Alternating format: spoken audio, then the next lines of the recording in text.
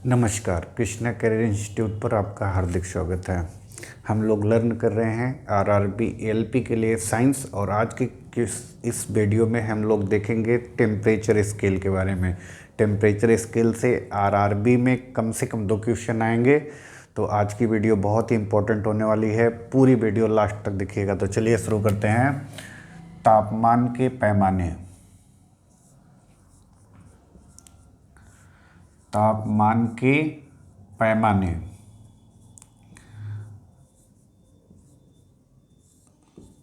तो तापमान के वैसे तो 4 पैमाने हैं। इन पैमानों के बारे में देखिए। पहला पैमाना है डिग्री सेंटीग्रेड। जो पहला पैमाना है वो क्या है? Degree centigrade. दूसरा पैमाना है डिग्री फ़ारेनहाइट, और तीसरा पैमाना है केल्विन, और चौथा पैमाना है डिग्री र्यूमर। तो 4 तापमान मापने के लिए 4 पैमाने बहुत ही ज़्यादा फेमस हैं, लेकिन इनमें से जो ज़्यादा पॉपुलर हैं वो हैं डिग्री सेल्सियस, डिग्री फ़ारेनहाइट और डिग्री केल्विन। ओके, इसमें से इसको कहते हैं सेंटीग्रेड पैमाना। अगर आपसे पूछा गया कि सेंटीग्रेड पैमाना किसको कहते हैं, तो सेंटीग्रेड पैमाना कहते हैं डिग्री सेल्सियस को। अगर आपसे पूछा जाए कि डॉक्टरी पैमाना किसको कहते हैं, तो डॉक्टरी पैमाना कहते हैं फ़ारेनहाइट को। अगर आपसे पूछा जाए परम शून्य या परम ताप पैमाना किसको कहते हैं, परम शून्य या परम ताप पैमाना किसको कहते हैं, तो आपका उत्तर हो जाएगा केल्विन पैमाने को। ओके, तो डिग्री सेल्सियस को सेंटीग्रेड पैमाना कहते हैं, डिग्री फ़ारेनहाइट को डॉक्टरी पैमाना कहते हैं, और डिग्री केल्विन को परम शून्य या परम ताप पैमाना कहते हैं, क्योंकि जो न्यूनतम संभव ताप है वो है 0 केल्विन। ओके, इससे और नीचे ताप संभव नहीं है। डॉक्टरी पैमाना इसलिए कहते हैं क्योंकि हमारे शरीर का तापमान जो होता है इसी पैमाने पर मेजर किया जाता था, और हमारे शरीर का तापमान होता था 98.6 डिग्री फ़ारेनहाइट। ओके, हमारे शरीर का तापमान कितना होता है? एक स्वस्थ मनुष्य के शरीर का तापमान होता है 98.6 डिग्री फ़ारेनहाइट। जिस टेम्परेचर की सहायता से आप यानी थर्मामीटर की सहायता से आप टेम्परेचर नापते हैं, उस थर्मामीटर पर 92 डिग्री फ़ारेनहाइट से लेकर के 110 डिग्री फ़ारेनहाइट तक के टेम्परेचर को मेजर करने की व्यवस्था होती है। ओके, 92 डिग्री फ़ारेनहाइट से लेकर के 110 डिग्री फ़ारेनहाइट का ये स्केल होता है। इसी के बीच में हमारा टेम्परेचर हमारी बॉडी का आ जाता है। ओके, तो हमारे बॉडी का जो टेम्परेचर है वो डिग्री फ़ारेनहाइट में 98.6 डिग्री फ़ारेनहाइट, सेंटीग्रेड में 37 डिग्री सेल्सियस। अगर डिग्री सेल्सियस में हम देखें तो कितना होता है? 37 डिग्री सेल्सियस। अगर केल्विन स्केल पर हम देखें कि हमारे शरीर का जो टेम्परेचर होता है तो वो होता है आपका 310 केल्विन। ओके, यहाँ पर एक और चीज़ आपको इम्पोर्टेंट है। क्या चीज़ यहाँ पे इम्पोर्टेंट है? तो सब पैमाने के साथ आप डिग्री यूज कर रहे हैं। Degree Celsius, degree Fahrenheit, degree rumour. Okay, लेकिन जिसके साथ आप डिग्री का यूज नहीं करेंगे वो कौन सा पैमाना है? केल्विन पैमाना। डिग्री का प्रयोग किसके साथ नहीं होगा? केल्विन के साथ नहीं होगा। आप इस चीज़ को भी ध्यान में रखना है। डिग्री का प्रयोग किसके साथ हम करेंगे? नहीं करेंगे, केल्विन। अब ये जो पैमाने बने कैसे बन गए? ओके, इनका आविष्कार कैसे हुआ? तो आपको यहाँ पे देखना है कि जो डिग्री सेल्सियस है, डिग्री फ़ारेनहाइट है, केल्विन है और र्यूमर है, ये जो पैमाने हैं किस बेसिस पर बनाए गए हैं? डिग्री र्यूमर किस बेसिस पे इनका आविष्कार किया गया है? तो देखिए, सभी पैमाने पानी के हिमांक और पानी के क्वथनांक से संबंधित हैं। पानी का जो हिमांक डिग्री सेल्सियस पर है वो है 0 डिग्री, और पानी का जो क्वथनांक है, पानी का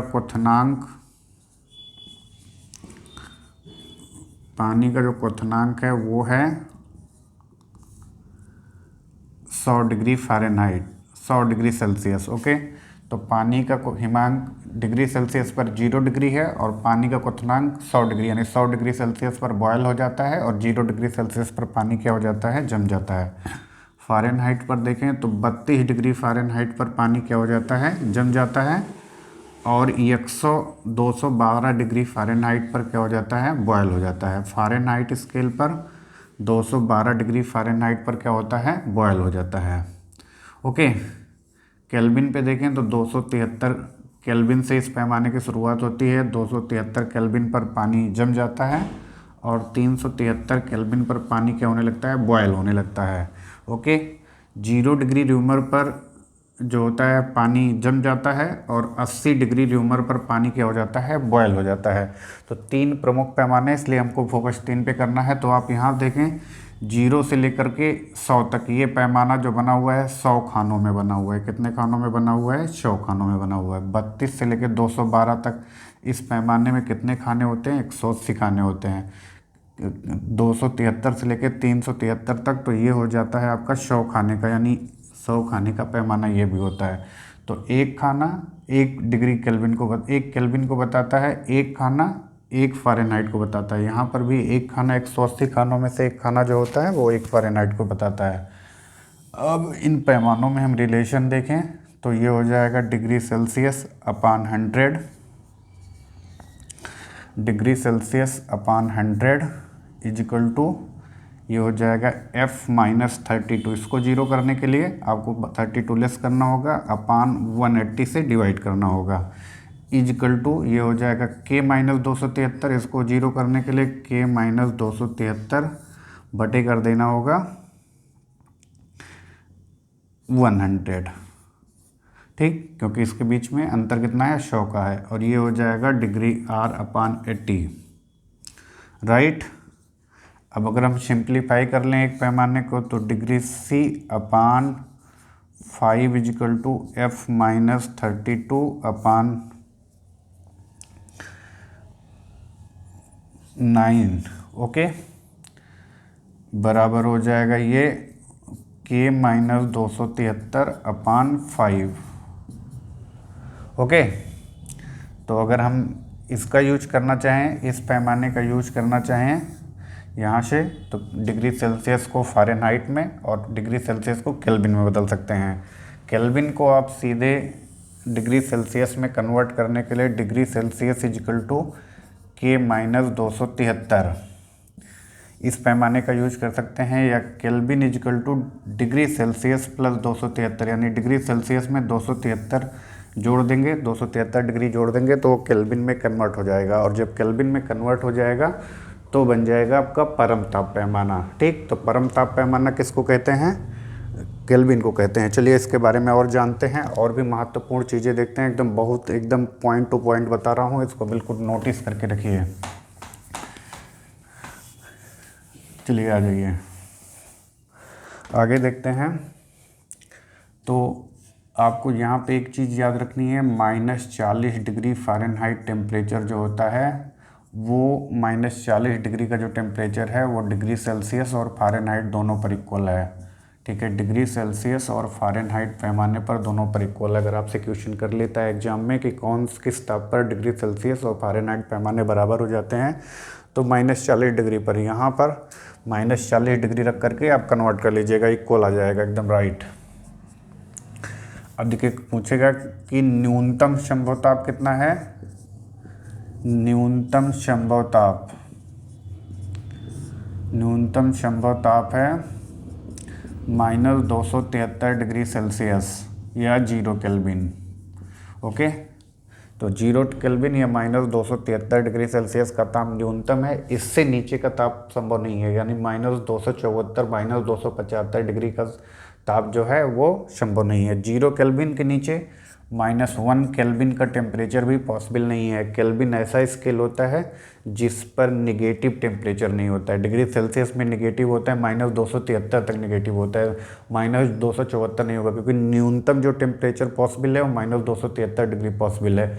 अधिकतम टेम्परेचर की कोई सीमा नहीं है, 6000 degree Celsius, 10,000 degree Celsius, 20,000 degree Celsius, कुछ भी हो सकता है, लेकिन न्यूनतम टेम्परेचर जो है -273 डिग्री सेल्सियस है, ओके। आगे चलते हैं, आगे जानते हैं। न्यूनतम संभव ताप हमको मिल गया, अधिकतम ताप की कोई सीमा नहीं है, तो अधिकतम ताप जो है इनफाइनाइट है। अधिकतम ताप इनफाइनाइट, इसका कोई लिमिट नहीं है। अब और जो क्वेश्चन बन सकता है यहाँ पे वो है ऋणात्मक ताप किस पर नहीं होता। ऋणात्मक ताप अगर आपसे पूछा जाए किस पे नहीं होता है तो केल्विन पैमाने पर ऋणात्मक ताप संभव नहीं होता। ओके, और बाकी हमारे शरीर के बारे में हमने आपको बता दिया कि हमारे शरीर का तापमान डिग्री फ़ारेनहाइट में 98.6 डिग्री फ़ारेनहाइट, डिग्री सेल्सियस में 37 डिग्री सेल्सियस और केल्विन में 310 केल्विन होता है। ओके, सूर्य के क्रोड का तापमान आपसे पूछा जा सकता है। सूर्य के क्रोड का तापमान जो आपसे पूछा जा सकता है, तो सूर्य के क्रोड का तापमान होता है लगभग 6000 डिग्री सेल्सियस होता है। ओके, सूर्य के क्रोड का तापमान कितना होता है, 6000 डिग्री। रूम टेम्परेचर आपसे पूछ लिया जाए कि रूम टेम्परेचर क्या होता है, कमरे का तापमान क्या है, रूम का तापमान क्या है, तो रूम का तापमान आप बताएंगे 27 डिग्री सेल्सियस। ओके, कितना होता है, 27 डिग्री सेल्सियस। आपसे पूछ लिया जाए पानी का घनत्व कब सबसे अधिक होगा, अधिकतम कब होगा, पानी का घनत्व अधिकतम होगा, तो ये हो जाएगा पानी का 4 डिग्री सेल्सियस पर आयतन न्यूनतम और घनत्व सर्वाधिक होता है। तो ये तापमान से रिलेटेड कुछ महत्वपूर्ण क्वेश्चन है जो आपके एग्जाम में बिल्कुल आने वाले हैं। इनको प्रिपेयर्ड रखिएगा और आसानी से क्वेश्चन के उत्तर भी दे दीजिएगा। ओके, तो आज की इस वीडियो में इतना ही। आगे फिर नए टॉपिक के साथ फिर उपलब्ध रहेंगे आपके लिए, तो जल्दी से चैनल को सब्सक्राइब करिए और अपने आगे एग्जाम की तैयारी के लिए हमसे जुड़िए। जय हिंद।